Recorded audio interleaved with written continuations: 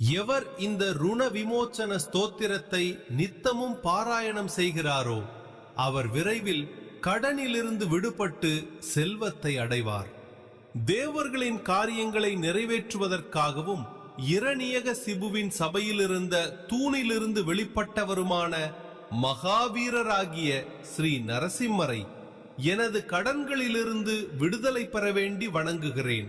தனது இடது பாகத்தில் அன்னை மகாலட்சுமியை அணைத்தபடி அமர்ந்து பக்தர்களுக்கு வேண்டும் வரங்களை அளிப்பவரும், குடல் மாலையை அணிந்து சங்கு, சக்கரம், தாமரை மற்றும் ஆயுதங்களை தரித்தவருமான அந்த நரசிம்மரை துதிக்கின்றேன். அவரை நினைத்த மாத்திரத்திலேயே அனைத்து பாவங்களும் பாம்பின் விஷம் போன்ற தீமைகளும் விலகிவிடும்.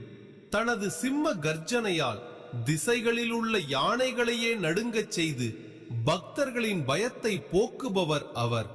மேலும் பக்தன் பிரகலாதனுக்கு வரமளித்தவரும் அசுரராஜனான இரணியக சிபுவை பிளந்து அழித்தவருமான ஸ்ரீ நரசிம்மர் நவக்கிரகங்களின் தீய பார்வைகளால் பீடிக்கப்பட்ட பக்தர்களுக்கு அபயம் அளித்து காக்கிறார்.